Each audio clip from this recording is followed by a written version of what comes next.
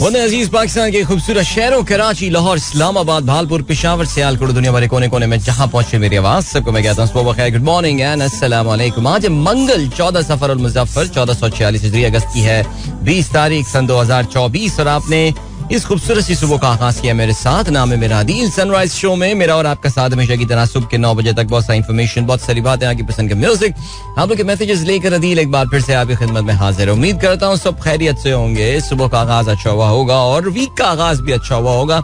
It's a beautiful morning here in Karachi. Like अल्फाज में इसका बयान करना, इसको बयान करना जो है वो मुश्किल है, बिकॉज सुबह जब मैं उठा था तो सुबह के तेवर भी कुछ ऐसे लग रहे थे कि आज सिलसिला कुछ मुख्तलिफ है और सूरज की चंद पहली किरणें ही फूटी थी कि कुछ गहरे बादल जो हैं वो आसमान पे नजर आए और उन्होंने कुछ पानी की बूंदें बरसाना शुरू कर दी। Oh my god, I am being so romantic in my description. But बहरहाल इस वक्त जो है ना वो सिलसिला ये है कि तकरीबन कोई 6:10 से जो है वो हल्की हल्की बारिश चल रही है। सो बहुत ज्यादा परेशान कुन, तंग कर देने वाली बारिश नहीं, जिसको अक्सर लोग बूंदाबांदी भी कह सकते हैं। कुछ इलाकों में हम शोर फुहार पड़ रही होगी, लेकिन हमारे कुछ दोस्त जो है वो तस्वीरें भी इस वक्त शेयर कर रहे हैं, जिससे अंदाजा ये हो रहा है कि शहर के मुख्तलिफ हिस्सों में जो है वो इस वक्त मौसम बड़ा प्यारा है। मैं इस वक्त क्योंकि कराची के ओल्ड सिटी की तरफ मौजूद हूँ, यहाँ पर भी हल्की हल्की बारिश जो है वो हो रही थी। So just to sum things up, it's been a beautiful morning. सुनने में आया कि जी आज इस्लामाबाद में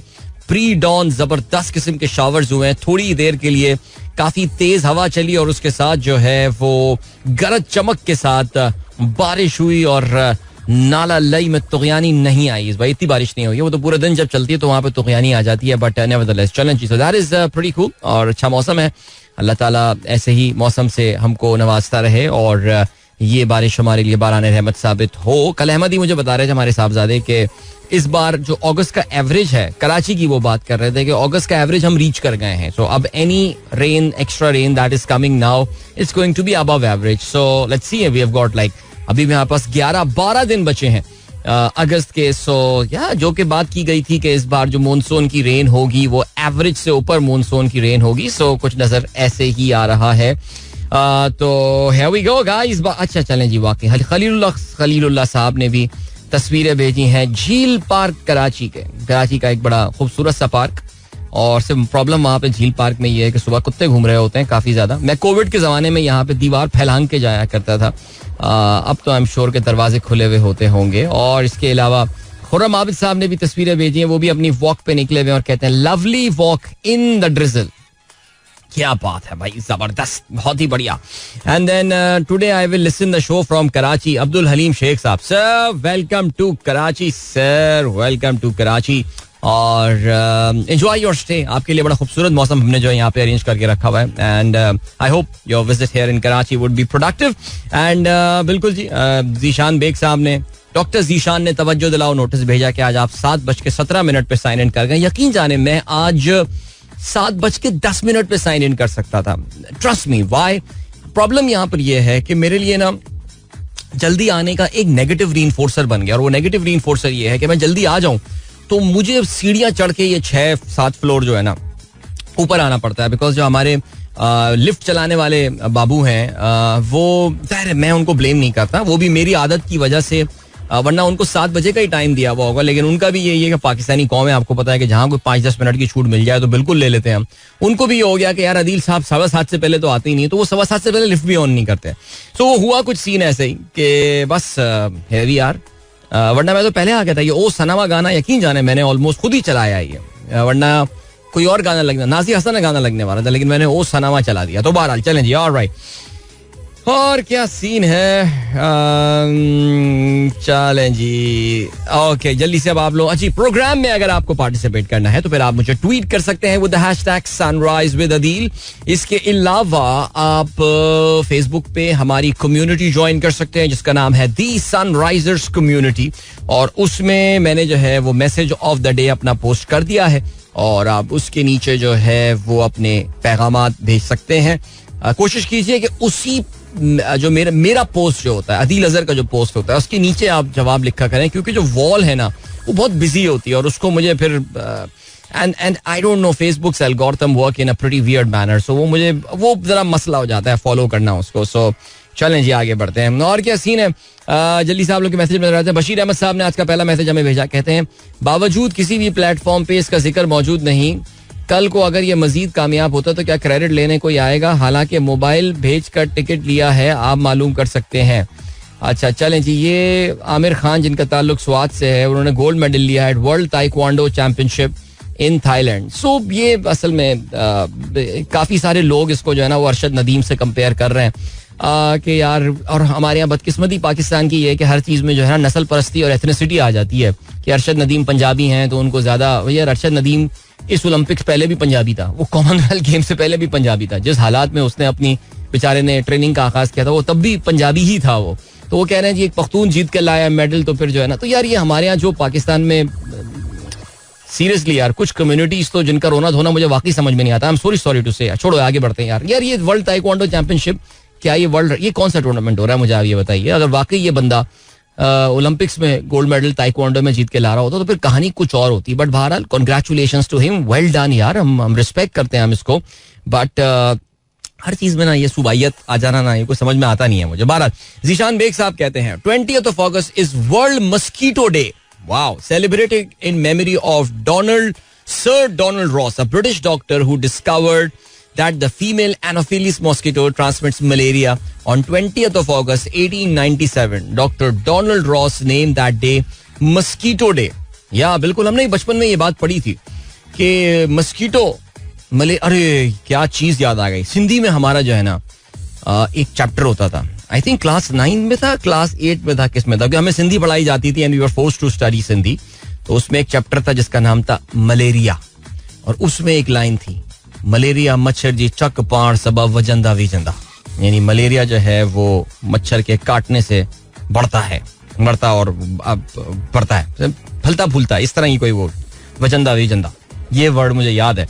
तो फिर हमें जो है ना वो अब उस चैप्टर में हमने सीख लिया कि जी मच्छर के काटने से. लेकिन जाहिर है जी हम साइंस में उससे पहले जो है ना वो जिसे कहते हैं कि पढ़ चुके थे कि मस्कीटोज की जो दो मेन किस्में होती हैं, एक होती है एनोफिलिस मॉस्किटो और दूसरी होती है क्यूलेक्स मॉस्किटो.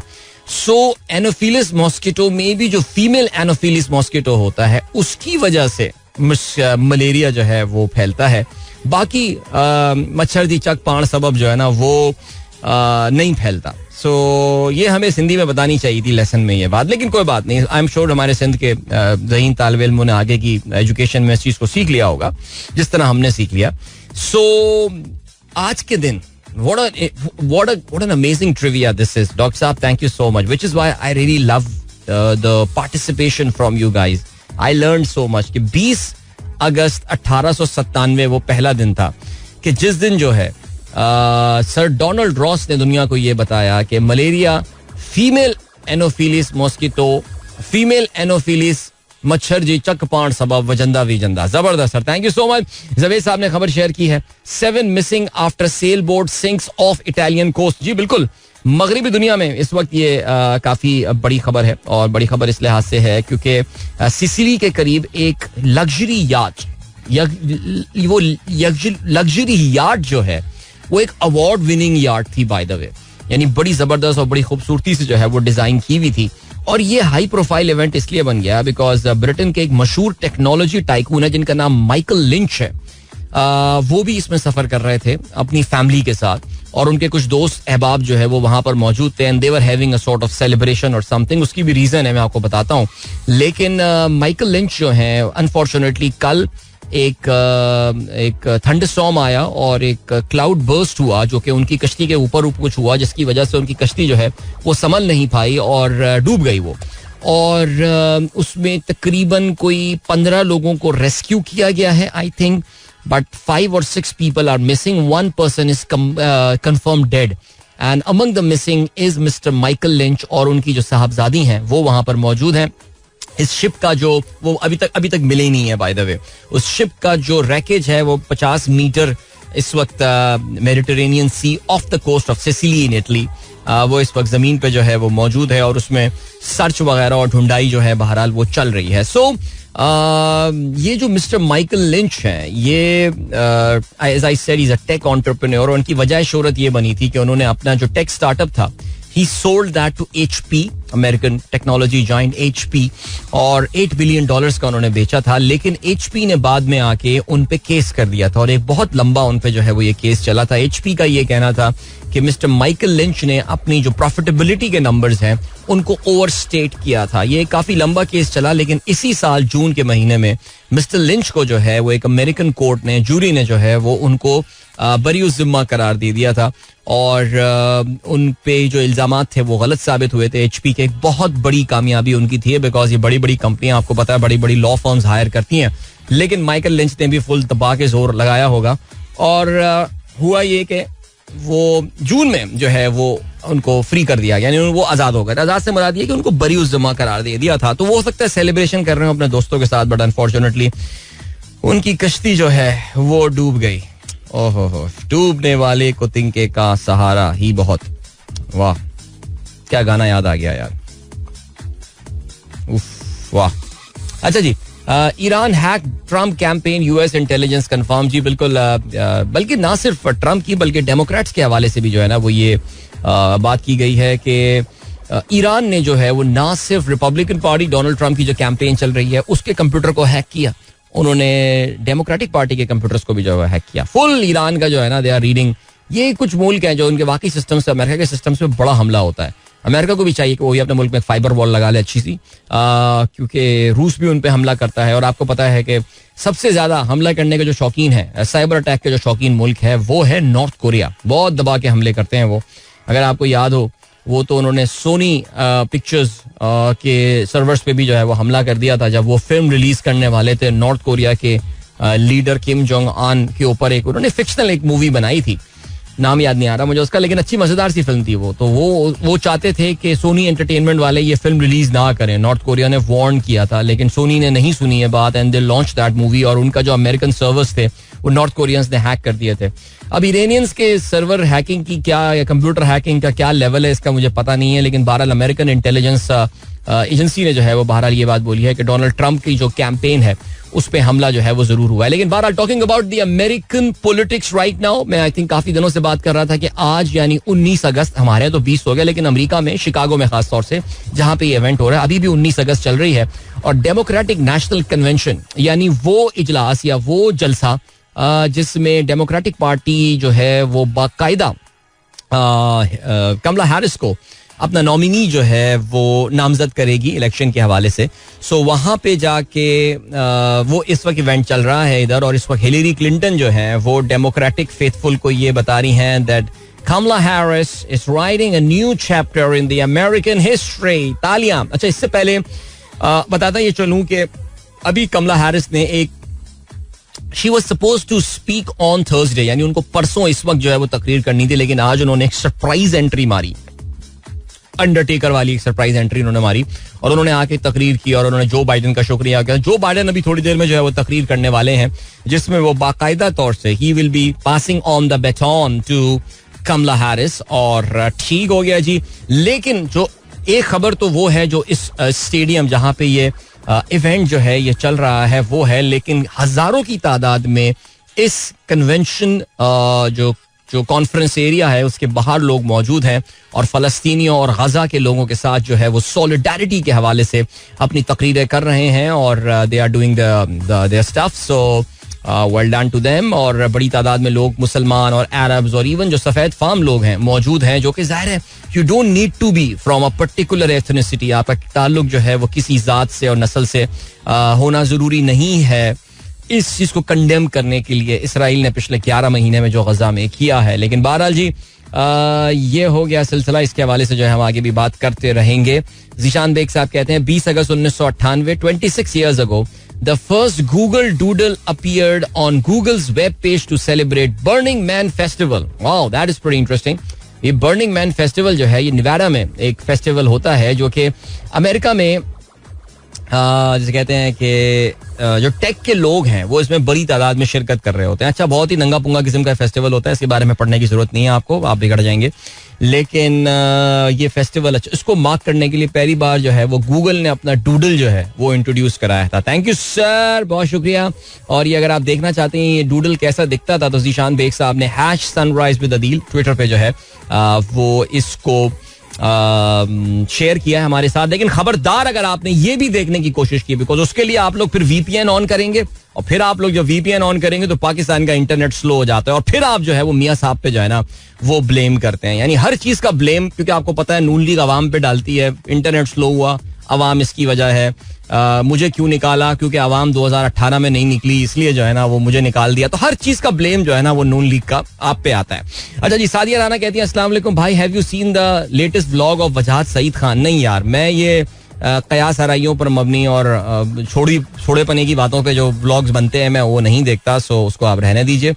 कभी आप इनके फैक्ट चेक करते हैं? जो बातें बताते हैं ये होने वाला है वो होने वाला है, 4 दिन में ये होगा, 72 घंटे यहाँ, 48 घंटे यहाँ, हवाओं का रुख बदल गया. और हवाओं का रुख बदल गया सबसे फेवरेट आई थिंक ये थंबनेल में जो है ना वो टैग लाइन होती है, हवाओं का रुख बदल गया और बुरुज उलट गए और पता नहीं क्या क्या. नहीं, मैं नहीं देखता, I don't watch seriously speaking. यार मेरा बड़ा मुख्तसर टाइम होता है ये व्लॉग्स वगैरह फॉलो करने का और मेरी पूरी कोशिश होती है कि कुछ सीखने वगैरह का जो है ना वो अमल इसमें होना चाहिए, बिकॉज बहुत the information is unlimited but your time is limited, so use your time wisely.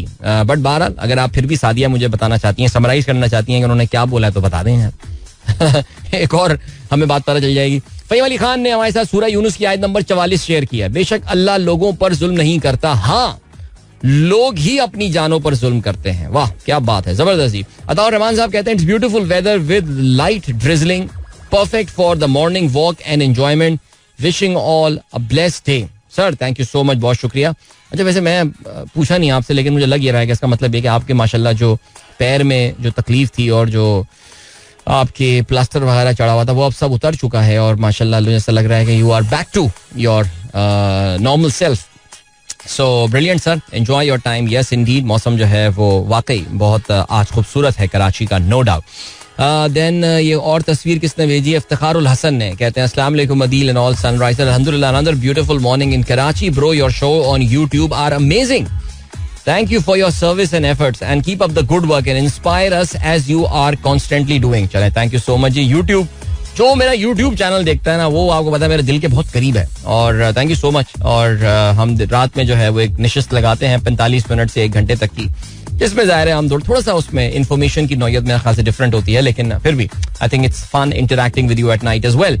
Hasan Sheikh कहते हैं in 1920 on this day the first commercial radio station 8MK now WWJ begins operations in Detroit. Wow, that is so cool. पहला commercial radio जो है वो आज शुरू हुआ था. ये हमें इस डे को सेलिब्रेट करना चाहिए.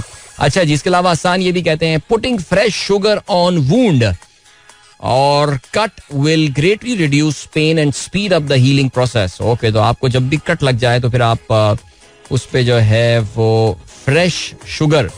अब फ्रेश शुगर कहाँ से लाएं यार, ये भी तो एक सवाल है ना. अब मिलावट वाली शुगर यहाँ पे आ गई और वो हमने इसमें डाल दिया और उल्टा लेने के देने पड़ गए. एहतियात करें यार इसके ऊपर, मैं तो यही बोलूंगा. फ्रेश शुगर आपने अगर शुगर कह देते तो एक अलग बात थी, लेकिन फ्रेश शुगर ने मुझे डरा दिया. अच्छा जी, अब्दुल अली मुगल साहब कहते हैं today I am listening to your show from Movenpick hotel Karachi. भाई क्या बात है, मोवेनपिक होटल कराची हमारे से इतनी दूर नहीं है जहाँ पे मैं इस वक्त बैठा हुआ हूँ, तो आई एम श्योर मेरी आवाज जो है वो भी उधर साफ आ रही होगी आपको. सो चले जी, great, enjoy your time sir. अभी ऐसा करते हैं कि हम जो है वो आपको लिए चलते हैं एक सॉन्ग की जानिब और मिलते हैं आपसे इस सॉन्ग के बाद. So don't go anywhere and keep listening. अच्छा, वापस आके हम जरा फेसबुक पे आप लोगों ने जो मैसेज भेजे हैं काफी सारे जमा हो गए, वहां पर भी इनको भी जो है वो प्रोग्राम में शामिल करेंगे. Alright, खान साहब की आवाज आपने एंजॉय की यार इस गाने का. वैसे तो इसका ओरिजिनल भी बड़ा खूबसूरत है, but I like the remix version of this song as well. So good morning जिन दोस्तों ने प्रोग्राम अभी ट्यून इन किया है. एंड या चलें जी, 7:40 हो चुके हैं और वादे के मुताबिक अभी जो है वो हम फेसबुक पे नजर डालते हैं. हमारे वो दोस्त who prefer Facebook as the medium of communication. Asif Mansoor sahab ने खबर शेयर की है Burkina Faso president Ibrahim Traore reject financial help from the IMF. आप जानते हैं Burkina Faso is among those countries Africa में जो वेस्ट अफ्रीका है, जो सब सहारन अफ्रीका है, इसमें काफी सारे मुल्कों में पिछले सालों में मिलिट्री कूज आए हैं और यानी मिलिट्री ने जो है वो डेमोक्रेटिकली इलेक्टेड गवर्नमेंट को इक्तदार से उठा के फेंक दिया. And Burkina Faso is one of those countries. और द कंट्री जो है they went to the IMF. ज़ाहिर है IMF ने अपनी जो है वो कुछ रिस्ट्रिक्शंस वगैरह लगाए, वो अपनी जो उनकी शराइत होती हैं वो ज़ाहिर पूरी करनी पड़ती हैं आपको. लेकिन इब्राहिम ट्रोरे ने जो है वो ये बोला है कि Africa does not need world bank and IMF, Europe और America. We Africans have what it takes to grow our economy without any loans. We cannot continue to be financial slaves using the loan. चलो जी, good luck to the president Ibrahim Traoré of Burkina. All right. You know what is the capital of Burkina Faso? It's called Ouagadougou. Yep. Okay ji. I remember जिस जमाने में जब मैंने जिंदगी में पहली बार Who Wants to be a Millionaire देखा था, साउथ अफ्रीकन एमनेट पे आया करता था Who Wants to be a Millionaire. Rand में वो डील किया करते थे, तो उसमें एक सवाल आया था, अच्छे ज्यादा नंबर वाला सवाल था, पैसों वाला सवाल था. What is the capital of Burkina Faso? The old name of Burkina Faso is Upper Volta. All right, चलिए आगे बढ़ते हैं. फहीम अली खान कहते हैं bro beautiful raising here in north Karachi. क्या बात है, enjoy your time bro. Imran Ashraf कहते हैं news fuel adjustment price will be added in gas bill by Ishaq Dar. Enjoy. I don't know how fuel is used in the production of gas. No, basically वो ये वो मैं क्या बताऊं इसमें यार. बेसिकली वो गैस की प्राइस डिटर्मिनिंग का फॉर्मूला एक नया सेट जो है वो करना चाहते हैं. सो यार अब नहीं आइडियाज इनके पास क्या करें. लेकिन आपको पता है इसहाक डार, हम कल भी बात कर रहे थे कि वजीर आजम साहब ने उनको पाकिस्तान की इकोनॉमी की डायरेक्शन सेट करने का टास्क जो है वो दे दिया है. वैसे यार I have got no idea what is this mister Aurangzeb doing right now. यार शुरू में तो थोड़ी बहुत इनका जिक्र हम सुन लिया करते थे, अभी तो बैठ के ये सेमिनार्स और वर्कशॉप्स में और BYD गाड़ियां लॉन्च कर रहे हैं, लेकिन कोई उनका कोई ना बयान आ रहा है ना कुछ आ रहा है. मुझे लग रहा है आई एम प्रीटी श्योर या तो कोई उनको सब्ज बाग आगे के दिखाए गए हैं या फिर I mean he looks he's just out of the news these days यार, isn't that? I mean finance minister एक ऐसा मुल्क जिसकी इकोनॉमी अपनी तारीख के बदतरीन दौर से गुजर रही है. I mean we have never seen even हमारा मुल्क 2 लख्त हो गया, हमने उतना बुरा मुल्क का माशी हालत नहीं देखी होगी जितनी हम इस वक्त देख रहे हैं. लेकिन फाइनेंस मिनिस्टर की जगह इसहाक डार को जो है वो ज्यादा खबरों में रहते हैं. सो ये मुल्क की पाकिस्तान की इकोनॉमी को तबाह करने के जो मेहमान हैं उसमें इसहाक डार ज़ाहिर शामिल हैं, लेकिन आप just see the coverage and the prominence that he gets. Amar Lal कहते हैं, अमर ओके कहते हैं the universe is not outside of us. If we look inside ourselves then everything that we want we already have. ये तो मुझे भगवान राजनीश का कोई कॉल लग रहा है, लेकिन बहरहाल Amar thank you so much for sharing. कहते हैं stay safe stay focus. Good morning, thank you so much Amar, stay blessed. आगे बढ़ते हैं जी. अस्सलाम वालेकुम अस्सलाम. अच्छा जी, फहीम अली खान ने सजाद अली खान फहीम अली खान ने सजाद अली का एक गाना जो है वो रिक्वेस्ट किया है, बिल्कुल कर लेते हैं भाई. Too much hot and humid weather in Lahore. अच्छा लाहौर में शाइन बारिशें नहीं हो रही, हैरत है भाई मुझे. अच्छा जी, good morning. Beautiful Pakistan celebrated independence day. कहाँ सेलिब्रेट किया इंडिपेंडेंस डे? ओ कब्जा कॉलोनी में इंडिपेंडेंस डे सेलिब्रेट किया आपने, जबरदस्त यार. मोहल्ले के बच्चे भी आए हुए हैं और पीछे मुझे नबील भी नजर आ रहे हैं. हाँ वो नबील ही हैं पीछे, तो जबरदस्त ही एंजॉय किया आपने कब्जा कॉलोनी के सेफ और पुरसुकून माहौल में. क्या बात है यार. अच्छा जी, फाद अहमद कहते हैं वो नहीं कहते, उनके बच्चे कहते हैं जिनका नाम है Haider who is in grade 5. No, okay, no, listen now. Okay. Love to listen to your show while going to school. Talal Fahad grade 5 and Haider Fahad grade 3. Thank you so much Talal and Haider. खुश रहो. फरा तौसीफ ने भी जो है वो हमें वो रेडियो स्टेशन के आगाज के हवाले से फैक्ट शेयर किया है 20 अगस्त वाला, लेकिन ऑफ कोर्स हसन शेख पहले से वो शेयर कर चुके हैं.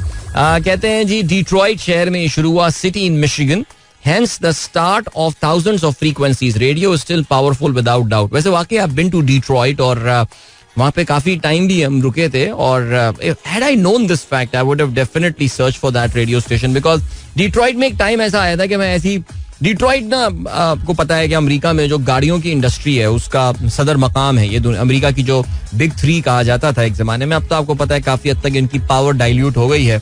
लेकिन जनरल मोटर, क्राइसलर और फोर्ड ये तीनों के तीनों जो हैं ये मिशिगन ये डिट्रॉइट शहर में ही बेस्ड हैं, उनके हेड ऑफिसेज वहीं पर ही हैं. सो डिट्रॉइट जो है वो फिर उसके सामने लेक मिशिगन एक पट्टी आती है और फिर उसके सामने कनाडा का शहर विंडसर आता है. सो यानी आप चाहें तो आप स्विमिंग करके जो है ना विंडसर जा सकते हैं. If you wish to, I'm sure there would be restrictions and border checks and all and stuff जो भी होता होगा सिलसिला, but it looks pretty easy by the way. It doesn't look easy. You have to be a very good swimmer. तो मैं बता ये रहा हूँ कि मैं जिस डिट्रॉइट गया था तो मेरी कजन वो जहाँ पे रहती थी, बेगम साहबा भी उनके साथ थी, तो they dropped me to the main harbour, जो उनका मेन कॉर्पोरेट. मैंने कहा यार I want to look around Detroit. अगर मुझे पता होता कि ये वहां पर रेडियो है तो I would have definitely utilise that day better now. चले आगे बढ़ते हैं जी. नबील कहते हैं the lady with the white short hair has the honor to work with Mother Teresa in some African country. She lives near our house. अच्छा, आपने जो वीडियो भेजी है नबील ने, भाई जबरदस्त, बहुत आला. आपने बताया जो खातून इसमें सफेद बालों में नजर आ रही हैं इस वीडियो में, she had the pleasure to work with Mother Teresa. क्या बात है भाई, जबरदस्त. एंड देन अली समरान कहते हैं कि please explain hurricane Ernesto if possible. So I mean like hurricane Ernesto मैं आपको एक्सप्लेन इन व्हाट सेंस मैं करता हूँ आपको. सी हरिकेन आपको पता है कि अमेरिका में ये जो सीजन होता है this is called the hurricane season, और जो लेट समर आता है उसमें अमेरिका में काफी ज्यादा हरिकेन्स आते हैं. और इस साल ऑलरेडी हम ये देख चुके हैं कि कुछ हरिकेन्स आए जिन्होंने गेम काफी खराब किया, लोगों को काफी परेशान किया है. अगर आपको याद हो तो जिस जमाने में वर्ल्ड कप भी वेस्ट इंडीज में चल रहा था उस जमाने में भी वहां पे हरिकेन का सीजन आया था, जिसकी वजह से काफी ज्यादा बारिश वगैरह सब कुछ हुआ था. सो अब जो इसमें लेटेस्ट हरिकेन आया है ये हरिकेन अर्नेस्टो है, जो कि इस वक्त वेस्ट इंडीज के बाज़ इलाकों से जो है वो गुजरता ये अमेरिका की ईस्ट कोस्ट को कहते हैं कि ये नुकसान पहुंचाता हुआ कनाडा में न्यू फाउंडलैंड वगैरह तक जो है वो जा सकता है. That is the projected path of this hurricane Ernesto. और इससे अमेरिका की ईस्ट कोस्ट में जो आप जानते हैं जो शहर उनके आते हैं उसमें फ्लोरिडा में ज़ाहिर है, फिर यू गॉट मियामी से फिर ये जॉर्जिया, अटलांटा हो गया, south Carolina, north Carolina, Maryland, ये करते करते न्यूयॉर्क एंड देन मेन, और ये मैसाचुसेट्स, ये सारी इनकी ईस्ट कोस्ट जो है अमेरिका की बनती है.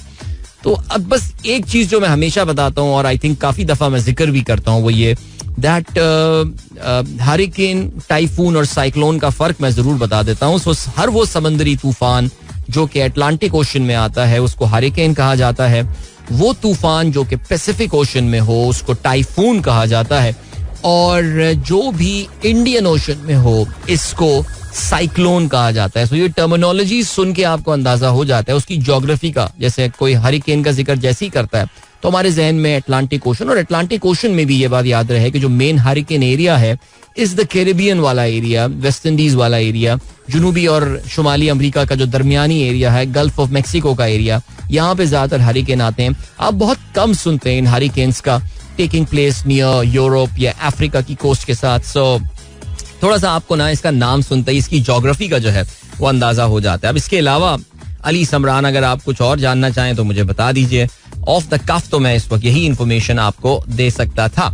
ऑलराइट, डॉक्टर एजाज जीशान खान चाचड़ कहते हैं Mohammad Rayan is in class 4 now and the schools have started. Please wish him all the best and request him to participate more in games. I want him to be versatile.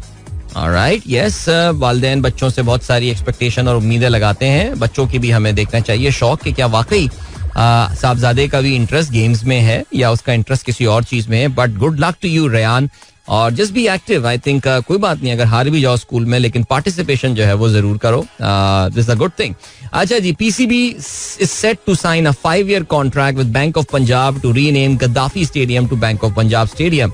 PCB signed a similar contract with national bank of Pakistan. ये बिल्कुल आपने दुरुस्त फरमाया शाहिद साहब, programme में हम इसका जिक्र भी कर चुके हैं. गद्दाफी स्टेडियम जो अपनी अब नई शक्ल में आपको नजर आना शुरू हो जाएगा बहुत जल्दी, उसको कहा जाएगा bank of Punjab cricket stadium. Alright, very nice. और जैसे कि कराची नेशनल बैंक क्रिकेट, इसका नाम पहले आया था नेशनल बैंक क्रिकेट अरीना, लेकिन फिर उन्होंने चेंज करके they call it the national bank cricket stadium because arena just sound perhaps too Australian maybe. तो टेल्स्ट्रा अरीना, उन्होंने कहा नहीं नाम चेंज कर दो इसको यार, उन्होंने स्टेडियम नाम कर दिया उसका. बट बहरहाल चलें जी, as long as you are making money out of it. आप जानते हैं दुनिया भर में स्टेडियम राइट्स जो हैं ये कंपनीज के नाम पे होते हैं. अमेरिका में खास तौर से आई रियली डाउट कि अमेरिका में कोई बड़ा स्टेडियम ऐसा होगा, बहुत बड़ा स्टेडियम, कम से कम NBA वगैरह, NFL के स्टेडियम्स और जो उनके जो MBL है, जो मेजर लीग बेसबॉल है, इनके ज्यादातर स्टेडियम्स जो हैं they are named after these big companies जो कि शायद आमतौर से उनका ताल्लुक जो है वो उसी शहर से होता है, तो वो अपनी एक आइडेंटिटी उनके साथ जो है वो रिलेट कर लेते हैं, which is nothing bad. So National Bank of Pakistan is based in Karachi. Head office is in Karachi, not very far from where I'm sitting right now. So it makes all the more sense to name this stadium National Bank Cricket Stadium. And Bank of Punjab, of course, as the name suggests, is the Punjab-based bank, of course, with branches all over Pakistan. But the head office is in Lahore. So should make sense that Pakistan का सबसे iconic cricket stadium, yeah, I mean for that matter, Pakistan का सबसे iconic stadium, which is based in Lahore, Gaddafi Stadium. After a very very long time इसका नाम जो है वो तब्दील होगा. जाहिर है आपको पता है जब से कर्नल मोहम्मद गद्दाफी को जो है वो उनकी आवाम ने फारिग किया, उस वक्त से ये बात चल रही थी और पाकिस्तान के कुछ वोक सर्कल्स जो हैं वो काफ़ी अरसे से ये बात कर रहे थे कि स्टेडियम का नाम बदल देना चाहिए. Stadium should not be named after a tyrant. लेकिन जाहिर है जी एक tyrant as per the definition of the western world जाहिर हो तो वो फिर एक डिबेटेबल जो है वो बात बन जाती है. अच्छा जी, Shanila Shaukat, thank you so much. Ataur Rahman साहब कहते हैं prayer hall garden after almost 2 months, light drizzle making this morning so awesome, जबरदस्त. गौहर सईद साहब भी कहते हैं अस्सलामु अलैकुम अदील अजहर साहब, हसीन मौसम कराची में, माशाल्लाह जी, खूबसूरत मौसम, यानी इसका मतलब अभी भी जारी है. तकरीबन अब तो प्रोग्राम शुरू किए हुए मुझे 45 मिनट के आसपास हो रहे हैं, लेकिन इसका मतलब ये कि मौसम अभी भी बाहर अच्छा चल रहा है. तो अभी हम क्या करने वाले हैं, अब आज के अखबारात में शामिल अहम खबरों पर नजर डालते हैं. अभी रिसेंटली हमारे एक दोस्त ने मुझे मैसेज करके कहा था कि यार ये अखबार वाला आप जो है ना वो सेशन खत्म ही कर दें यार, इसका कोई फायदा नहीं है. हाँ, मैं आपसे अग्री करता हूँ. आई थिंक पाकिस्तान में मेन स्ट्रीम मीडिया ने अपनी जो मिट्टी पलीत करवाई है, जिसकी वजह से ज्यादातर लोग अब पाकिस्तान के मेन स्ट्रीम मीडिया को जो है वो सीरियस लेते नहीं है. लेकिन यार एक परंपरा है 20 साल पुरानी शो में, यार 20 साल हो जाएंगे जनवरी में, यार सोचें 20 साल पुरानी परंपरा है, इसको चलने देते हैं यार. परंपरा यार, ये ड्रामा भी आता है जी टीवी में, परंपरा. ओके यार, ये इश्तिहारात बंद क्यों नहीं कर रहे हैं यार? रिडक्शन ऑफ प्राइसेस कल भी आए थे, आज भी आए हैं, यानी एक दिन दो दिन लगातार इश्तिहारात आए. कल तो मैं देख रहा था फारूक भाई भी बैठे हुए कह रहे थे क्या पंजाब ही पाकिस्तान है, क्या कराची ने कौन सा जुल्म किया है. पता नहीं यार क्या बातें भाई, आपने मामला है, आप ही के पार्टनर हैं गवर्नमेंट के, निपटाएं बैठ के यार प्रेस कॉन्फ्रेंस से करके. कि आवाम को क्या समझते हैं ये लोग यार, क्या समझते हैं आवाम को सीरियसली. एनीवे आगे बढ़ते हैं जी. भाई ये परेशान कुन खबर आई है, सबसे पहले सुन लें आप. बिलावल ने ये बात बोली है, सेहत के लिए सिंध का मॉडल तमाम सूबों के साथ शेयर करने को तैयार हूँ. भाई ये प्लीज जरा आप कान बंद करा दें बाकी सूबों के, क्या कर रहे हैं यार ये. खैर हेडलाइन क्या है, ऑडियो लीक्स पर हाई कोर्ट की कार्रवाई मुअत्तल. सुप्रीम कोर्ट का कहना यह है कि बदकिस्मती से सच तक कोई पहुंचना नहीं चाहता. पार्लियामेंट को काम करने दिया जाएगा ना अदालत तो सच कैसे सामने आएगा, जस्टिस नईम अख्तर अफगान का ये कहना है. बुशरा बीबी और नजमुल साकिब ऑडियो लीक्स में इस्लामाबाद हाई कोर्ट के चेयरमैन पीटीए को तौहीन अदालत नोटिस. शहरियों की जासूसी गैर कानूनी करार देने का हुक्मनामा जो है मुअत्तल कर दिया गया है. सच जानने के लिए इंक्वायरी कमीशन बना तो सुप्रीम कोर्ट ने स्टे दे दिया, फिर केस ही नहीं लगा. हो सकता है गुफ्तगू करने वालों ने खुद अपनी ऑडियो लीक की हो, जस्टिस अमीरुद्दीन का ये कहना है. जस्टिस अमीरुद्दीन और जस्टिस अफगान, आप जानते हैं पाकिस्तान की सुप्रीम कोर्ट के वो दो सितारे हैं कि जिन्होंने रिजर्व सीट वाले केस में पाकिस्तान के बाकी जो सुप्रीम कोर्ट के फुल बेंच के साथ जो है वो इख्तलाफ किया था. एक इनफेमस उन्होंने एक डिसेंटिंग नोट लिखा था जिसमें उन्होंने पाकिस्तान तहरीक इंसाफ को एक सियासी जमात मानने से इनकार कर दिया था. यानी Qazi Faiz Isa with all his love affair with PTI recognized PTI as a political party there, लेकिन इन दो जजेस ने उसको भी मानने से इनकार कर दिया था. अब इन दो जजेस ने किया ये कि जस्टिस बाबर सत्तार ने इस्लामाबाद हाई कोर्ट में मेरे और आपके फोन टैप, खैर एनीवे मैं और आप की तो कोई औकात नहीं है, लेकिन जो अहम बड़े बड़े लोग हैं पाकिस्तान के, उनके फोन टैप जो किए जाते थे जिसके पीछे कोई कानून एग्जिस्ट नहीं करता था और जो कानून एक एग्जिस्ट करता था उसको कोई फॉलो नहीं करता था. तो जस्टिस बाबर सत्तार ने इस्लामाबाद हाई कोर्ट के अब से कुछ महीनों पहले जो है, अच्छा वो बड़ी होशरुबा एक रिपोर्ट थी कि मैंने अपने यूट्यूब शो में काफी तफसील से उसका जिक्र किया था कि पाकिस्तान में how big this thing is. ये जो आप ऑडियो रिकॉर्ड वगैरह करते हैं, लोगों की टेप की जाती हैं, बिकॉज ज़ाहिर महज़ब मुल्कों में इसका एक पूरा तरीक़ाकार होता है, लेकिन गैर महज़ब मुल्कों में जैसे भी करें आप. सो बहरहाल जस्टिस बाबर सत्तार ने जो है वो एजेंसीज पे पाबंदी लगा दी थी कि आपकी ऑडियो जो है वो रिकॉर्ड नहीं की जा सकती. लेकिन हमारे सुप्रीम कोर्ट ने जो है ये दो जजेस ने ये वैसे बड़ा कोई जबरदस्त बेंच बनाया गया और आजकल आप देखेंगे बहुत इंपॉर्टेंट केसेस में ये दो नाम आपको जरूर नजर आएंगे, जस्टिस अफगान और जस्टिस अमीनुद्दीन खान, और इनका ये बड़ा जबरदस्त फैसला जो है वो आ गया है. चलें जी आगे बढ़ते हैं. और क्या सीन है, एक और खबर भी थी लेकिन ज़ाहिर अखबारात के लिए वो इंपॉर्टेंट खबर नहीं है. 190 मिलियन पाउंड एहतसाब अदालत के फैसले को रोक दिया. इस्लामाबाद हाई कोर्ट की ट्रायल चलाने की इजाजत. नैब को नोटिस, कल जवाब तलब किया गया है. तो बेसिकली उन्होंने नैब को ये कहा है कि जी आप, नैब कोर्ट को ये कहा है, एहतसाब अदालत को ये बात बोली है कि आप अपनी कार्रवाई तो पूरी करें. इमरान खान और बुशरा बीबी के वकला को कहा है कि जी आप सपोर्ट भी करें और कार्रवाई का हिस्सा बने. हाउएवर इसका फैसला जो है वो अभी नहीं सुनाया जाएगा. आप जानते हैं कि इस वक्त काफी इंपॉर्टेंट ये एक केस बना हुआ है और इसके हवाले से इमरान खान की जो रिव्यू, जो बेसिकली फैसला तो इस पे बंदयाल साहब देकर चले गए थे पिछले साल, लेकिन इस पे फिर हुकूमत की जानिब से रिव्यू पिटीशन फाइल की गई कि जी हमने जो नैब में ऑर्डिनेंस में तब्दीलियां लेकर आए थे, जिसका ऑफ कोर्स बेनिफिट जो है वो पीडीएम सरकार को हुआ था और उनके सारे बड़े केसेस, यानी नैब जो है लिटरली हाथ पे हाथ रख के बैठा हुआ तमाम केसेस के ऊपर. नैब का इस वक्त पूरा का पूरा फोकस वो चंद मखसूस केसेस के ऊपर है, बज़ाहिर जो हमें बाहर से बैठ के दिखता है. सो जस्टिस बंदियाल इसको खत्म करके चले गए थे, लेकिन क्योंकि जस्टिस बंदियाल की कोई प्लानिंग होती नहीं थी तो वो रिव्यू का उनको चाहिए था कि टाइम अपने उसमें ही देख लेते वो, लेकिन रिव्यू का टाइम उन्होंने नहीं लिया.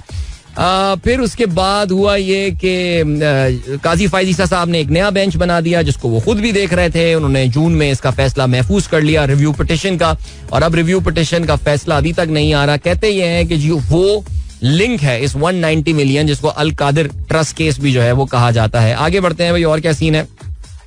अफगानिस्तान से दरअंदाजी की कोशिश नाकाम, 5 फितनतुल खवारिज हलाक. ओके, 3 जवान जो है हमारे वो भी शहीद हुए हैं भाई. Heavy rains, flood claims 5 lives across the country. 2 schools, basic health units swept away in DI Khan.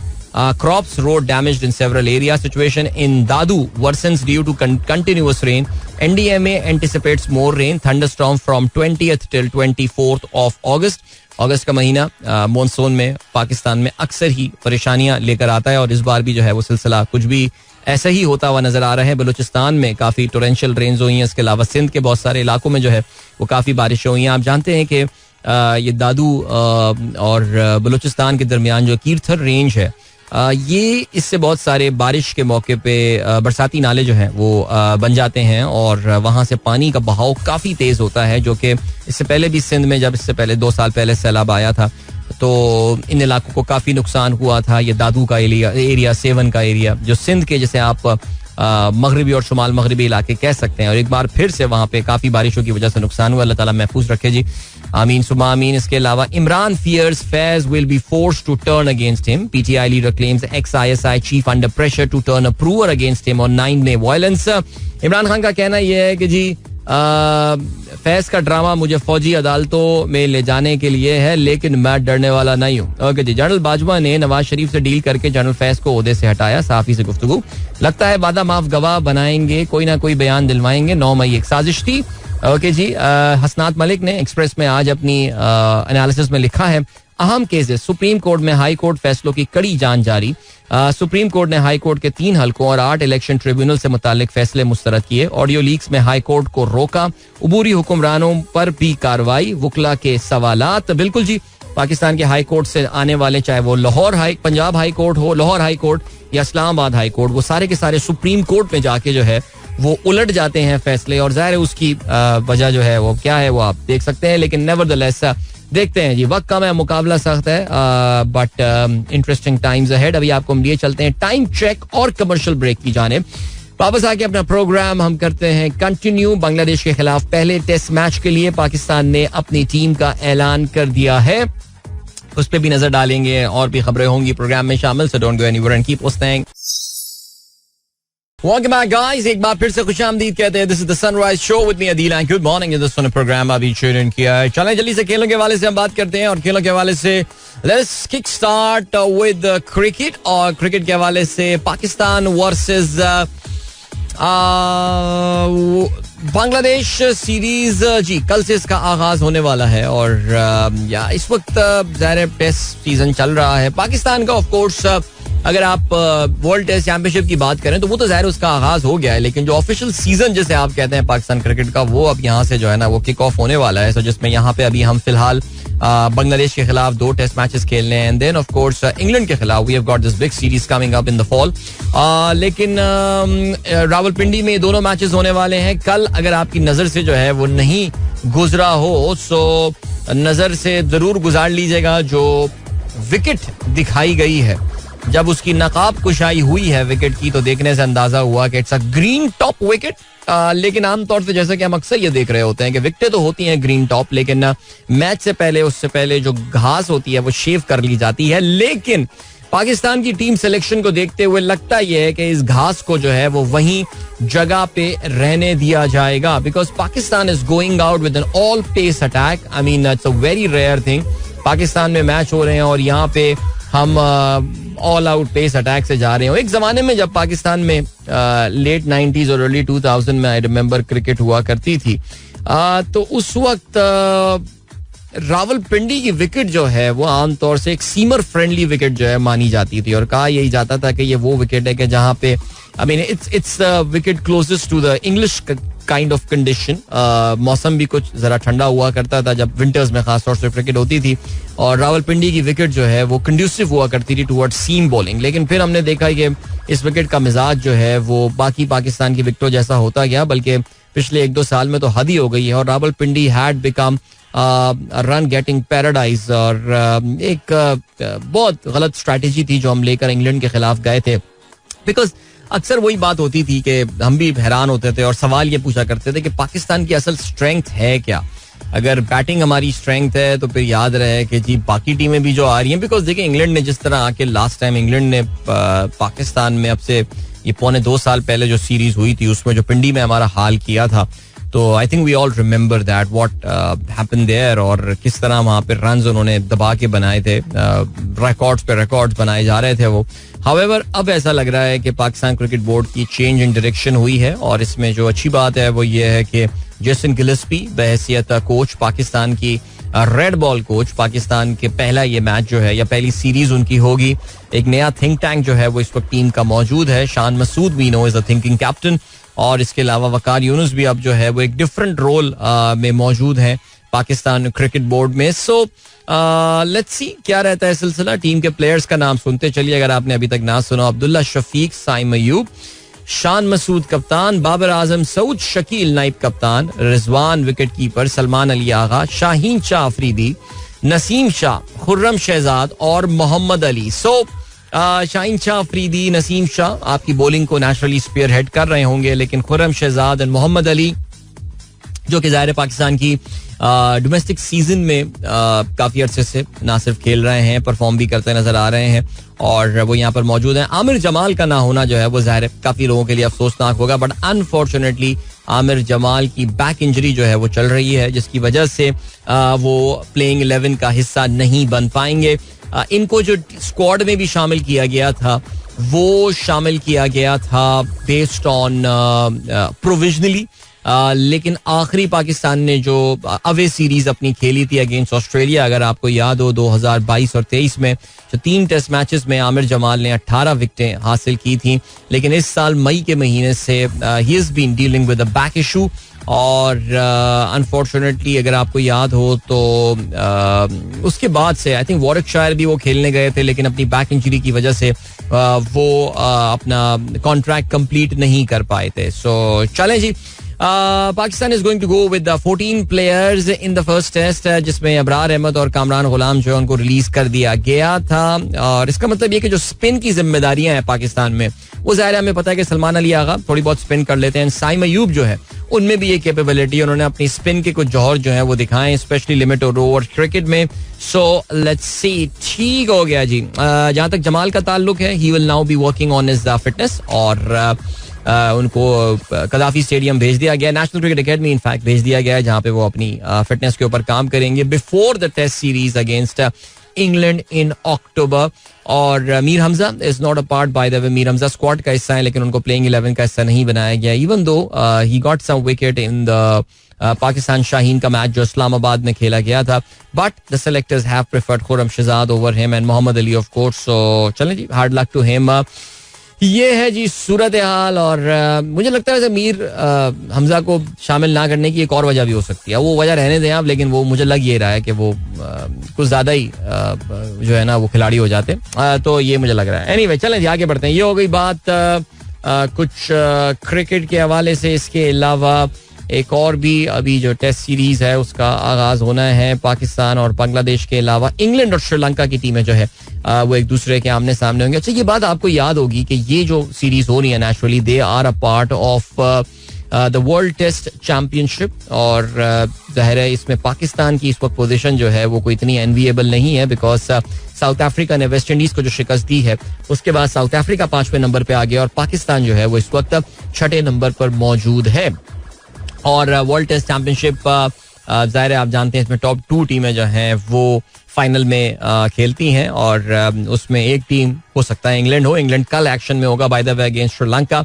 उनका श्रीलंका के खिलाफ 3 टेस्ट मैचेस की सीरीज जो है उसका आगाज होना है। पहला टेस्ट मैच मैनचेस्टर में होगा, दूसरा लॉर्ड्स में, और तीसरा ओवल में जो है वो खेला जाएगा। अच्छा जी, मोहसिन नकवी ने कल मीडिया से बात की और कहते ये हैं कि जी भारत समेत तमाम टीमें पाकिस्तान आएंगी, उनका यह दावा है। चैंपियंस ट्रॉफी से कबल कदाफी नेशनल और रावलपिंडी स्टेडियम की अपग्रेडेशन मुकम्मल हो जाएगी। हमारे मुल्क का कोई वेन्यू इंटरनेशनल मेयार का नहीं है। मैच के दौरान नेशनल स्टेडियम में तामीराती काम रोकने की हिदायत पर बांग्लादेश के खिलाफ खैर नहीं हुए। चलें जी, वो कहते हैं इस्लामाबाद में हम नया स्टेडियम बनाएंगे। ये बात भी हम काफी सालों से सुन रहे हैं, बट आगे बढ़ते हैं जी। वैसे अगर मोहसिन नकवी भी नया स्टेडियम नहीं बना पाए तो फिर तो कोई भी नहीं बना सकता। अच्छा जी, पाकिस्तान शाहीन और बांग्लादेश ए के दरमियान जो है वो 4 रोजा मैच का आगाज आज से होगा और इस्लामाबाद क्लब में जो है ये मैच खेला जाएगा। सो पाकिस्तान क्रिकेट टीम के कुछ सितारे जो हैं वो वहां पर खेलते हुए नजर आ सकते हैं और Kamran Ghulam will be there as well. He will be leading this Pakistan Shaheen side.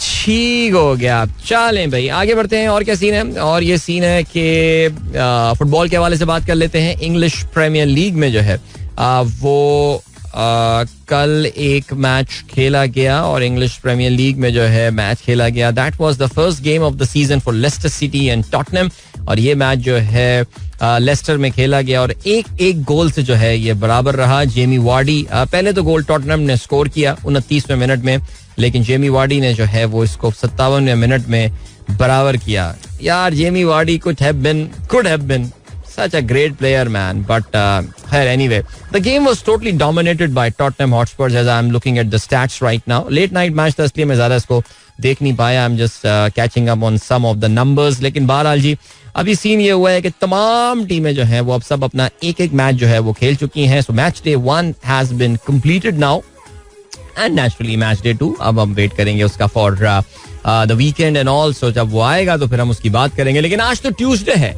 आज क्या वीकेंड की बात करना शुरू कर दें हम. हाँ बिल्कुल जी.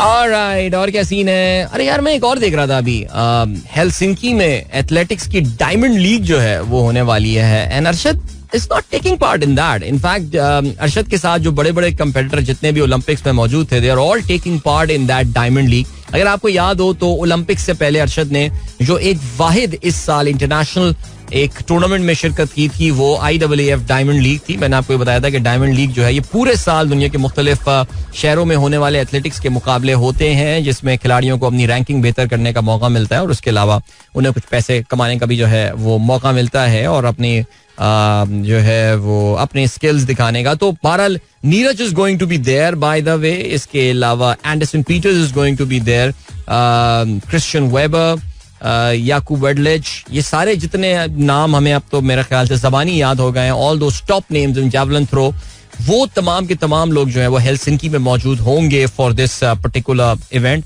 अब तो अरशद ये भी नहीं कह सकते कि जी फंड्स की कमी है, लेकिन बहरहाल it's nice. Arshad is taking a break but we really hope के देखें व्हाट इज अब देखना ये ना कि उनका नेक्स्ट टारगेट क्या है. वर्ल्ड एथलेटिक चैंपियनशिप में भी नेचुरली अभी हिसाब बराबर करना है, लेकिन जाहिर है I am really looking forward to see Neeraj there because आपको पता है कि ओलंपिक्स के बाद he was too disappointed. He was very confident कि वो अपने एजाज का दिफा करने में कामयाब हो जाएंगे.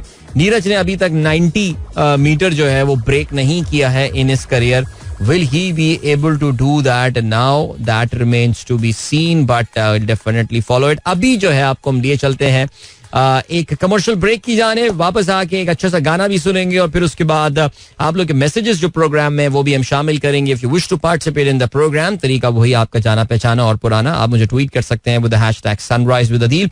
इसके अलावा हमारी फेसबुक कम्युनिटी ज्वाइन कर सकते हैं जिस कम्युनिटी का नाम है दी सनराइजर्स कम्युनिटी, और वहां पर जाके मैं एक दिन का मैसेज जो है वो लगा देता हूँ और उसके नीचे आप जो है वो अपने मैसेजेस पोस्ट कर सकते हैं. तो I try to catch up on the messages जो उस वक्त कुछ मैंने नहीं पढ़े होंगे, लेकिन उससे पहले एक गाना सुनेंगे. लेकिन for now there is a commercial break. Catch you at the other side. Don't go anywhere and keep listening.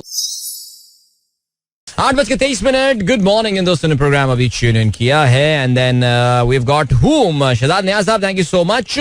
इसके अलावा अताउर रहमान साहब कहते हैं yesterday's YouTube show was awesome as usual, full of information. Thank you Adeel Azhar for making our mornings and evening beautiful. Thank you so much sir, बहुत शुक्रिया.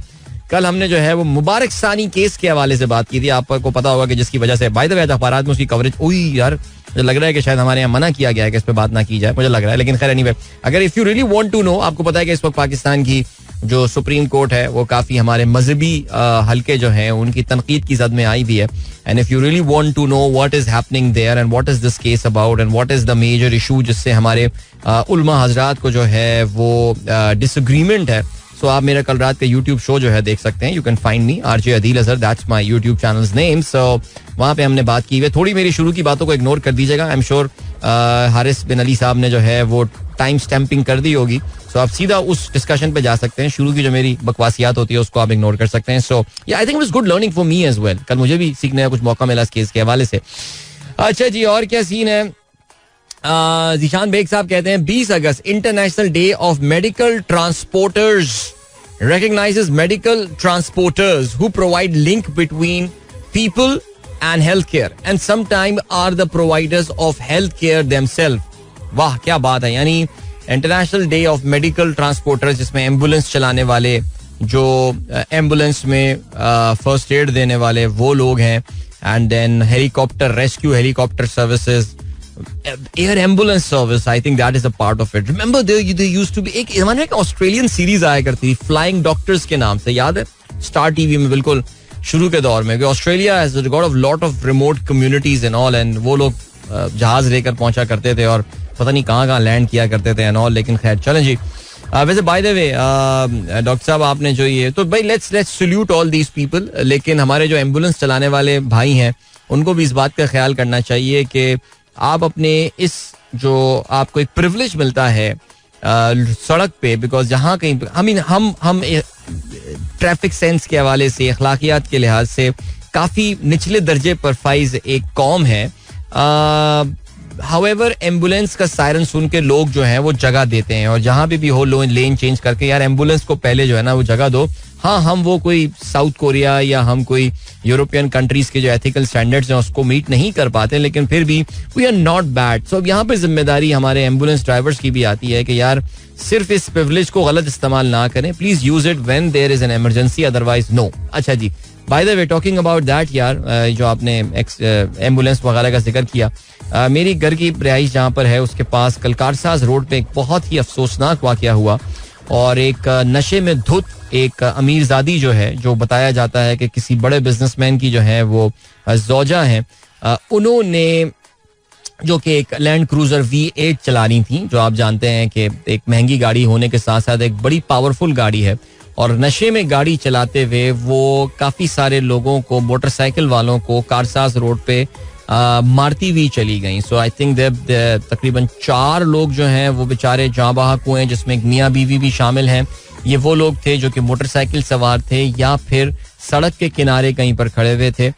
एक शख्स जख्मी और एक बहुत क्रिटिकल कंडीशन में है. सो टोटली बज़ाहिर ऐसा लग रहा है कि बाय द टाइम अब फिर वही बात आती है कि जी हमारे मुल्क एवरीथिंग वो must be caught on tape. ये भी हमें पता है कि ये जो कारसाज रोड है ये एक बहुत क्योंकि इसकी एक तरफ तो जो है वो सिविलियन इलाका है. दूसरी तरफ जो है कारसाज रोड के वो कैंटोनमेंट का एरिया आता है और पाकिस्तान नेवी के अंडर आता है.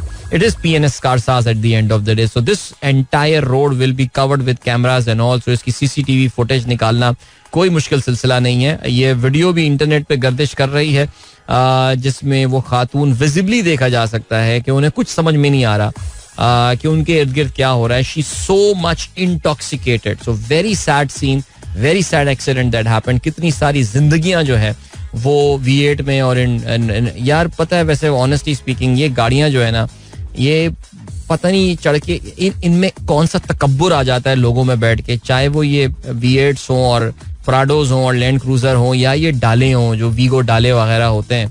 इनमें लोग बैठते हैं और पता नहीं अजीब, यानी यार इनसे तो बच के ही रहा करें. यानी कोई उसके अंदर नफीस इंसान भी बैठा हुआ हो, लेकिन अब मैं कुछ बोलूंगा तो उस पर फिर एडवर्टाइजर्स बोलेंगे आपने ये बात क्यों बोल दी, यूट्यूब पे बोल देंगे ये बात. लेकिन यार मुझे एक खास पर्सनैलिटी होती है जो ये गाड़ियां खरीदती है. बट बहरहाल चलें जी आगे बढ़ते हैं.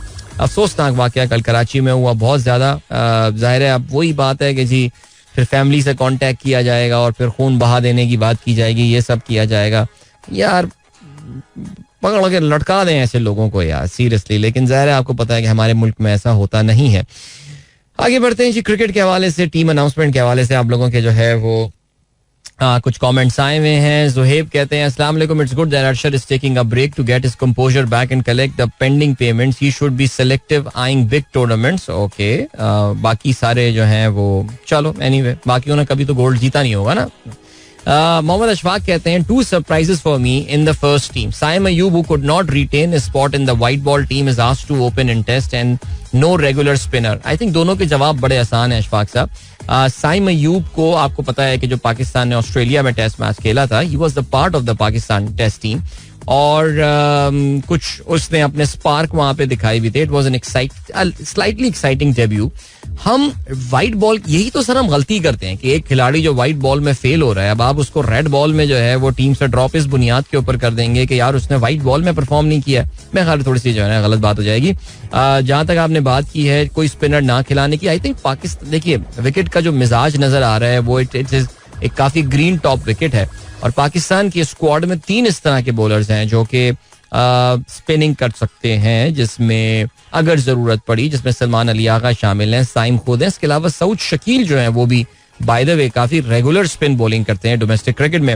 अरशद तरीन कहते हैं your newspaper headline section is very interesting and informative, so please do not discontinue as some listeners suggested. No, not at all, not at all. मैं आपको कह रहा हूँ ना कि वो 20 साल पुरानी एक परंपरा, मैं कैसे उसको जो खत्म कर सकता हूँ. मेरा कोई प्लान नहीं है न्यूज़पेपर हेडलाइंस प्रोग्राम में शामिल ना करने के हवाले से. So just relax, stay put my friend. And अस्सलाम वालेकुम फ्रॉम इस्लामाबाद. फारूक असगर कहते हैं 4 pacers for Bangladesh test on Pindi wicket, must be joking. See that's what I am telling you ना. विकेट का इन्होंने एक डिफरेंट विकेट तैयार की है जिसकी वजह से किया जा रहा है. सो थोड़ा सा वेट कर लेते हैं, देख लेते हैं जी क्या होता है सिलसिला. अच्छा जी भाई बहुत मुबारक हो.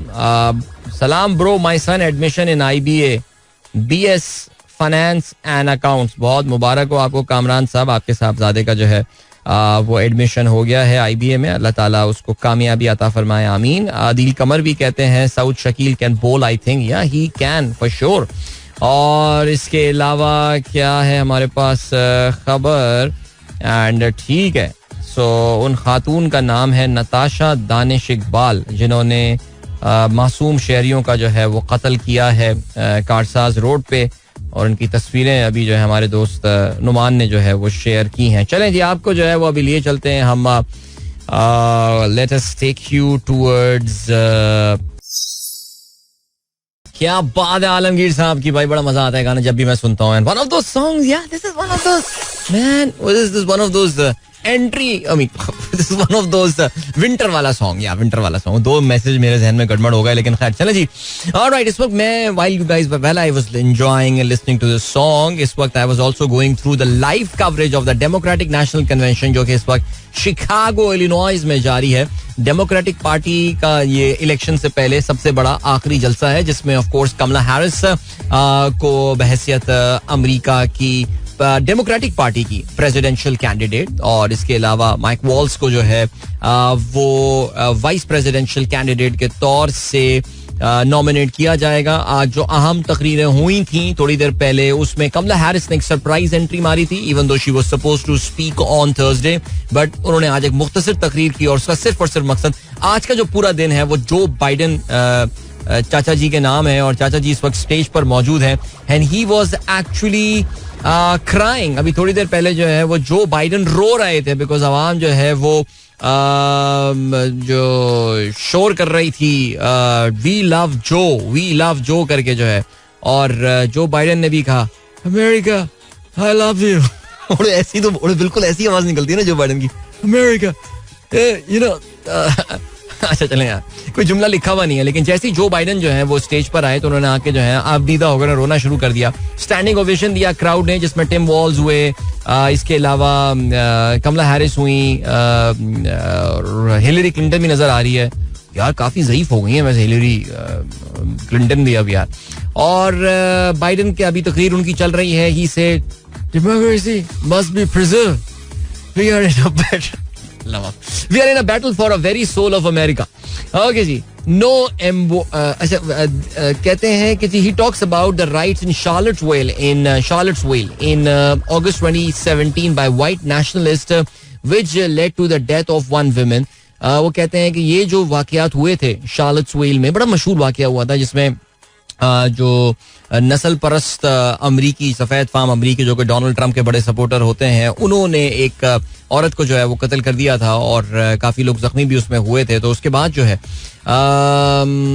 उन्होंने कहा था कि मैंने ये फैसला किया था कि मैं अमरीकी इंतखाबात में आऊँगा और डोनाल्ड ट्रंप को जो है वो शिकस्त दूंगा. बिकॉज डोनाल्ड ट्रंप के आने के बाद जाहिर है ये जो लोग थे सफेद फार्म राइट विंग एक्सट्रीमिस्ट लोग जो थे, दे फेल्ट वेरी एम्पावर्ड. सो बहरहाल इस वक्त इनकी तकरीरें चल रही हैं. जाहिर है हमें ये पता है कि जो मेन इसकी गेम होती है वो जाहिर है यही है कि जिसमें परसों ये जो है कमला हैरिस हैं वो अपनी तकरीर करेंगी, अपना पॉइंट ऑफ व्यू बताएंगी. लेकिन जाहिर है जी तमाम बातें अपनी जगह, लेकिन एक चीज जो कंफर्म्ड है वो ये कि कमला हैरिस और उनकी टीम ने जो है ये presidential race they have literally turn this on its head. पिछले 3 हफ्ते में जब से ये डिसाइड हुआ था कि जी Joe Biden is out of this और कमला हैरिस जो है वो अब she is the front runner from the democratic party, और उन्होंने फिर जो है वो टिम वॉल्स जो कि गवर्नर हैं मिनेसोटा के, उनको उन्होंने अपना रनिंग मेट बनाया था. तो अभी जो रिसेंट न्यूयॉर्क टाइम्स और सियाना कॉलेज का सर्वे होता है जो कि एक बड़ा मोतबर सर्वे जो है वहाँ पे माना जाता है, उसमें बताया जा रहा है कि 3 अहम तरीन रियासतें जो हैं जिसमें बाय द वे मिशिगन भी शामिल है, उसमें इस वक्त डेमोक्रेटिक पार्टी जो है वो लीड कर रही है. These polls can be misleading at times, लेकिन बहरहाल अभी सीन ये है कि see this is the time, काफी सारे लोगों का ये कहना होता है कि by the first week of सितंबर ज्यादातर लोग अपना माइंड बना चुके होते हैं who they are going to vote for. However इस वक्त इनके दरमियान, इन दोनों शख्सियात के दरमियान, कमला हैरिस और डोनाल्ड ट्रंप के दरमियान 10 सितंबर को CBS में प्रेसिडेंशियल डिबेट होने वाली है. And I think that could be one critical moment there. अच्छा जी, इसके अलावा याद रहे कि जिस वक्त यहाँ पे डेमोक्रेटिक नेशनल कन्वेंशन हो रहा है शिकागो में, हजारों की तादाद में लोग जो हैं वो कन्वेंशनल हॉल के बाहर खड़े हुए हैं और फलस्तीनियों के साथ अपनी सॉलिडारिटी का मुजाहरा कर रहे हैं. डेमोक्रेटिक पार्टी जहाँ पे तमाम ज्यादातर मौजूआत के ऊपर या टॉपिक्स के ऊपर एक पेज पर है, एक चीज जो कि इस पार्टी को लिटरली सेंटर से ला के डिवाइड कर देती है वो है गजा का इशू, फलस्तीन का इशू. और जैसे कि मैं कल भी ये बात कर रहा था कि जो बाइडेन को बहुत सारे डेमोक्रेटिक पार्टी के जो मेंबरान हैं, जो specially centre of the left सोच रखने वाले या जो लेफ्टवर्ड जिनकी लीनिंग है, वो जिम्मेदार समझते हैं कि उन्होंने एक तरह से लाइसेंस दिया हुआ था बिन्यामिन नेतन्याहू को कि वो जो चाहे कर सकता है. कल भी हमने इस हवाले से बात की थी. जाहिर है हाउएवर कमला हैरिस के बारे में ये बात कही जाती है कि ये थोड़ी सी, क्योंकि इनका झुकाव लेफ्टवर्ड ज्यादा है, तो ये फलस्तीन के हवाले से एक थोड़ा सा मुख्तलिफ स्टैंड दे सकती हैं जो बाइडेन से कंपैरिजन में. लेकिन याद रहे जी, अमेरिका में जो डेमोक्रेटिक पार्टी की जो अमेरिका में जो जूइश पॉपुलेशन है, they generally vote for the democratic party. So इनको, और जो अरब्स हैं और मुस्लिम्स हैं वो भी जनरली वोट करते हैं डेमोक्रेटिक पार्टी को. सो कमला हैरिस के लिए एक बहुत बड़ा चैलेंज इस हवाले से जो है वो ये होने वाला है कि वो इन सबको जो है वो साथ लेकर कैसे चलेंगी. So we will see. Challenge अभी आपको हम लिए चलते हैं ब्रेक की जाने, और मिलते हैं आपसे इस ब्रेक के बाद. Don't go anywhere and keep listening. Welcome back guys, एक बार फिर से आपको खुशामदीद कहते हैं. This is the Sunrise Show with me Adil and good morning. दोस्तों ने प्रोग्राम अभी ट्यून इन किया है. अच्छा, बड़ा इस वक्त डिस्कशन चल रहा है ये जो कराची में कारसाज में वाकया हुआ है, जिसमें पाकिस्तान के बहुत बड़े इंडस्ट्रियलिस्ट ग्रुप के जो एक मेंबर हैं, उनकी वाइफ जो है वो उसमें इन्वॉल्व हैं और काफी सारे मासूम लोगों को जो है उनकी गाड़ी कुचलती हुई जो है वो चली गई. गाड़ी क्या थी वो तो पूरा आपको पता, जहाज होता है जो एक लैंड क्रूजर V8 होती है.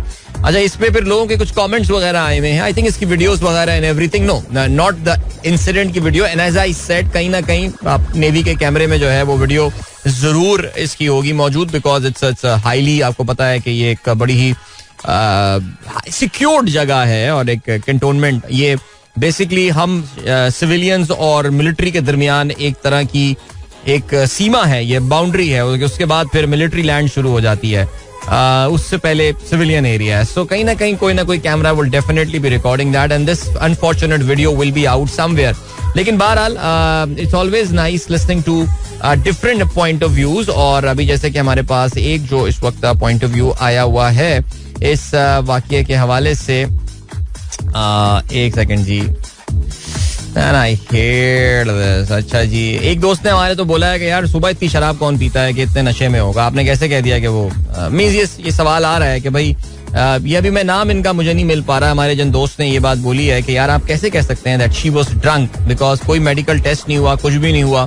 आप ये बताए बगैर जो है वो कैसे कह सकते हैं. सो बहरहाल some videos have been around जिसमें नशे का मतलब सिर्फ ज़ाहिर है आपको पता है कि शराब का नशा तो नहीं होता. आजकल तो बड़े मॉडर्न किस्म के जो है वो नशे आ चुके हैं. Methamphetamine, if you remember from Breaking Bad and stuff. So वो काफी अमीर लोगों में काफी पॉपुलर है, जाहिर है. अच्छा, बाय द वे एक और, अरे यार एक और भी बात करनी थी लेकिन मैं वो करना भूल गया हूँ. मुझे स्कूल के टाइम पे बात करनी थी. यस, हमारे कल एक दोस्त ने एक और बात हमें बताई. बट बहरहाल जी ये तो अपलोड हो, ये तो पता नहीं कमेंट्स लोड हो रहे हैं. But I wanted to include some comments about this incident that happened there. But बहरहाल तो काफी कुछ हमारे दोस्त जो है वो शक कर रहे हैं इस बात पे कि यार आपको कैसे पता कि वो इंटॉक्सिकेटेड थी. एक्सीडेंट्स हो जाते हैं. बहरहाल जी ये पॉइंट ऑफ व्यू है, एक्सीडेंट हो जाते हैं बिल्कुल. अब नुमान कहते हैं कि जी इस पे फसाद फिल अर्थ का केस चलना चाहिए, state should become a party to that. यार नुमान, ये तो आप एक ऐसे मुल्क की बात कर रहे हैं ना कि जहाँ पे आइन और कानून के मुताबिक हो. आपने बड़ी अच्छी बात की थी. किसी ने मुझसे पूछा था कि जी अगर पाकिस्तान में कोई एक चीज आप शुरू से चेंज कर सकते हो, तो मैंने तालीम की बात की थी. आई थिंक नुमान ने इस पे आपने ये पॉइंट दिया था कि इंसाफ अगर पाकिस्तान में, जस्टिस अगर हो जाती तो वाकई बड़ा खूबसूरत पॉइंट था. और बिल्कुल यही था कि जिस मुल्क में कहाँ जस्टिस मिलेगी यार. मरने वाले आपको पता है मोटरसाइकिल सवार राहगीर, मिडिल क्लास लोग और मिडिल क्लास के लोग होंगे, कहाँ उनको इंसाफ मिलेगा. आपको पता है वही खून बहा और दियत वाली कहानी जो है पाकिस्तान में एक बार फिर से चल जाएगी. इस कानून का जो एक मिसयूज है वो एक बार फिर से ये हुआ था. लेकिन बहरहाल क्या कर सकते हैं इस मुल्क का. तो मुझे नहीं लगता कि इन लोगों को बेचारों को इंसाफ मिलेगा, बिकॉज जाहिर है करने वाले जो हैं वो डेफिनेटली ये है. अच्छा जी, अब्दुल रहमान मलिक साहब कहते हैं maybe not drunk but definitely under the influence of something. जी मैंने बिल्कुल यही बताया आपको कि ऐसा डेफिनेटली हो सकता है. इमरान कुरैशी साहब वालेकुम अस्सलाम. एंड देन मोहम्मद अरसलान कहते हैं your talk on the KPK taekwondo medalist was good, but when it came to cricket you said everything against your previous talk, again playing the ethnic card. No, I'm not playing the ethnic card at all. See guys, there are certain realities, let's be frank, okay? आपको अगर मोहम्मद अरसलान मुझसे इससे बात करनी है मैं आपको बताता हूँ. So there are already 3 players from Karachi in the Pakistan cricket team right now, which includes the captain and the vice captain, and then there is Saim Ayub. Having Mir Hamza in the Karachi, and by the way you guys would know that Mir Hamza is not an ethnically Urdu speaking or Memon or someone, वो आपको खैर वो एक अलग है. कराची के भी ज्यादातर खिलाड़ी आजकल जो आ रहे हैं माशाल्लाह वो पख्तून स्पीकिंग ही आ रहे हैं. लेकिन ये बात लिटरली समझने की है आपको यार. एक शहर की इतनी कॉन्सेंट्रेशन यहाँ पे नहीं हो सकती जहाँ पे वो केपीके के ताइक्वांडो प्लेयर का ताल्लुक है. मैंने तो सिर्फ यही बात बोली थी कि भाई वो वर्ल्ड का कौन सा टूर्नामेंट खेलने गया था. Has he become a world champion, the world champion? Is he like the number 1 taekwondo player in his weight category? Don't compare that with Olympic यार. ये जो लोग उसमें मैं देख रहा हूँ हमारे केपी के कुछ दोस्त को कंपेयर कर रहे हैं कि अरशद नदीम को बड़ी इज्जत मिली, उस बेचारे स्वात के ताइक्वांडो का को इतनी इज्जत क्यों नहीं मिल रही. देखो यार उसकी वजह यह है कि हम 2 बिल्कुल डिफरेंट इवेंट की बात कर रहे हैं. और फिर वही बात आती है कि अरशद नदीम के पंजाबी होने से उसको रिसेंटली कुछ फायदा हुआ है, वरना कॉमनवेल्थ गेम से पहले उस बेचारे को पूछ कौन रहा था यार. तो ये बातें ना मुझे कहीं ना कहीं ऐसा लगता है मुझे कि हम एथनिक कार्ड ज्यादा खेल लेते हैं. मैंने तो ये बात बोली नहीं है. मैंने तो ये बोला है कि भाई ठीक है, एक पाकिस्तान क्रिकेट के कुछ अनरिटन रूल्स हैं यार जिनको आप फॉलो करना होता है. आपको क्या करें यार. उमर फारूक खटक कहते हैं Hamid Mir interviewed Osama bin Laden while US forces couldn't find him for years with all the tech in the world. Sir, can you explain that? देखें यार मैं इसको जो है वो कैसे एक्सप्लेन कर सकता हूँ. ये तो आपको हामिद मीर साहब एक्सप्लेन करेंगे कि उसामा बिन लादेन उनके हाथ कैसे आए और वो कैसे उसामा बिन लादेन तक पहुंचने में कामयाब हुए. शुक्र करें. आपको पता ना हामिद मीर साहब के बारे में भी तो मशहूर है ना कि वो बाद में बातें बहुत बताते हैं. वो पोस्ट इनके जब इवेंट हो चुका होता है उसके बाद, मुझे तो पहले से ही पता था ऐसा होने वाला है. वो तो शुक्र करें उन्होंने ये नहीं बोला कि उसामा बिन लादेन पे जब एबटाबाद पे हमला हुआ तो मैं आपको बताता चलूं कामरान साहब, मेरे पास कॉल आई थी जिसमें अरबी में एक बंदा मुझसे बोल रहा था, या आखी क्या आखी हामिद सादनी सादनी सादनी हामिद. बेसिकली वो हेल्प नहीं को कहते हैं ना अरबिक में शायद. सो शुक्र करें उन्होंने ये बात नहीं बोल दी. वो ये भी बोल सकते थे चेक कर लें आप जाके. वो उनकी तरीका यही होता है कि जाओ बड़ा चेक कर लो, फिर जाके पता चल जाएगा तुम्हें. तो ये है सिलसिला. चले जी, इमरान अशरफ का ये मैसेज था. कहते हैं ये है the footage in which lady was scene. वो कहते हैं कि जी ये जो फुटेज नजर आई है इसमें ये खातून जो है ज्यादा ट्रॉमेटाइज नजर आ रही है रादर देन एनीथिंग एल्स. मेरे ख्याल से someone who is under the influence and someone who is traumatized, I think they are very different reactions. एक जो बंदा ट्रॉमेटाइज होता है उसमें शायद एक थोड़ी देर बाद एक नदामत का भी एलिमेंट होता है, लेकिन फिर the pictures of the lady that have come from the थाना that actually suggests something. बहरहाल इमरान अशरफ का ये अपना पॉइंट ऑफ व्यू है and I think we should respect that. Salman Kashif is listening to my show from Copenhagen, Denmark. Welcome in. Thank you so much for joining in and that's very cool यार. सुबह की इस पहर पे आप programme सुन रहे होते हैं वहाँ पे, so thank you. And चलो तुर्की में भी हमारा दोस्त सुन रहा है इमरान कुरैशी. और कौन है ये? अब मुल्क दुश्मनों से बातचीत नहीं बस गिरफ्तारियां होंगी, ये कहना है बैरिस्टर अकील मलिक का और हमारे दोस्त माजिद सिद्दीकी साहब ने. यार सीरियसली स्पीकिंग माजिद भाई, मुझे पता है जो है आपकी क्या थिंकिंग है, आप किस स्कूल ऑफ थॉट से बिलोंग करते हैं, लेकिन अब आप भी बोर नहीं हो गए इन बातों से? मुझे याद है मैं कल भी जिक्र कर रहा था शहबाज गिल साहब को जब अरेस्ट किया था. Shahbaz Gill has started to talk. ये तलत हुसैन या पता नहीं किसने ये ट्वीट किया था. He has started to talk. अभी स्टिल टॉकिंग ऑन यूट्यूब. यार सीरियसली स्पीकिंग क्या कर लिया आपने? कौन सा केस बना लिया? आई मीन बात निकलेगी तो दूर तलक जाएगी. कभी मिलेंगे तो आपसे हम बात कर लेंगे. आपसे जब मिलते हैं तो आप ज्यादा बात करते ही नहीं, आप इतने खामोश तबीयत के आदमी हैं. लेकिन खैर चलें आगे बढ़ते हैं. और क्या सीन है? 3 मिनट रह गए हमारे पास. यार हम इसराइल के हवाले से बात कर रहे थे. हाँ वो अभी थोड़ी देर पहले गजा के हवाले से. अच्छा गजा में जो है ना वो एक अमन की कुछ उम्मीद, एक जंगबंदी की उम्मीद जो है वो जागी है. और हुआ ये कि एंथनी ब्लिंकन जो कि पिछले अक्टूबर से अपने 9 इस वक्त जो है वो दौरे में है, उन्होंने कल जो है वो मुलाकात की है इसराइल के वजीर खारजा से. और कहते ये हैं कि इसराइल ने जो गजा में सीज फायर का प्रपोजल है उसको एक्सेप्ट कर लिया है. और अब एंथनी ब्लिंकन अमेरिका के वजीर खारजा ने he has now urged Hamas to do the same. उन्होंने हमास को कहा है कि तुम भी जो है वो अब वही काम करो, बिकॉज ऐसा लग रहा है कि कोई पीस की कोई डायरेक्शन जाती हुई नजर आ रही है. तो अब उन्होंने कहा है कि ये प्रपोजल अब जो इंटरलॉक्यूटर हैं बीच में, आपको पता है कि कतर और इजिप्ट जो है वो ये 2 अरब ममालिक इसमें एक अहम किरदार अदा कर रहे हैं. तो ये इसराइल की तरफ से जो अग्रीड टर्म्स हैं वो अब इन दोनों मुल्कों को दे दी जाएंगी और वो हमास के साथ जो है वो डिस्कशन करेंगे. लेकिन जहाँ पे ये तमाम मामला पॉजिटिव डायरेक्शन में आगे बढ़ते जा रहे हैं, वहाँ पे आपको पता चला हुआ कि कल टेल अवीव में जो है, परसों इनफैक्ट टेल अवीव में रात में जो है वो एक सुसाइड ब्लास्ट हुआ है और इस्लामी जिहाद और हमास ने जो है वो इसकी जिम्मेदारी कबूल की है. तो जहां कहीं मामला आगे बढ़ते हुए नजर आते हैं, आपको पता है इस तरह के वाकयात जो हैं वो भी बहरहाल हो जाते हैं. यार ये बात समझ में नहीं आती. आपको पता है ना वॉल स्ट्रीट जर्नल ने जो है वो अभी एक रिपोर्ट छापी थी अब से कोई 3 दिन पहले, और उसमें उन्होंने कहा था कि दोहा में सीक्रेट डायलॉग्स जो हैं वो होने वाले थे between Ukraine and Qatar, Ukraine और कतर, यूक्रेन एंड रशिया.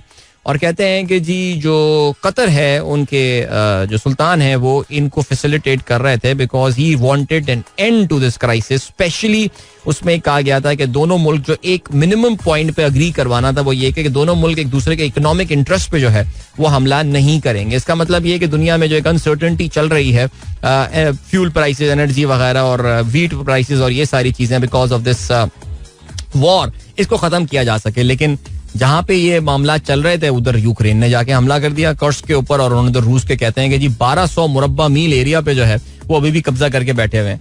तो यार कोई ना कोई अंदर से कुछ, अच्छा इवन दो रूस ने डिनाई किया है, रूस ने वॉल स्ट्रीट जर्नल की इस रिपोर्ट को जो है ना वो डिनाई किया है, लेकिन फिर भी यार ज़ाहिर है वो मानेंगे थोड़ी यार कि हम टॉक्स कर रहे थे और बातचीत चल रहे थे. लेकिन खैर चले जी, पता नहीं कौन करता है ये पूरी गेम खराब कर दे रहा है. वक्त आ गया आप लोगों से इजाजत लीजिए, अपना बहुत ख्याल रखिएगा. इंशाल्लाह मेरी आप लोगों से मुलाकात होती है कल सुबह एक बार फिर. Till then, goodbye, God bless, Allah Hafiz and Pakistan Zindabad. This is Mira FM 107.4.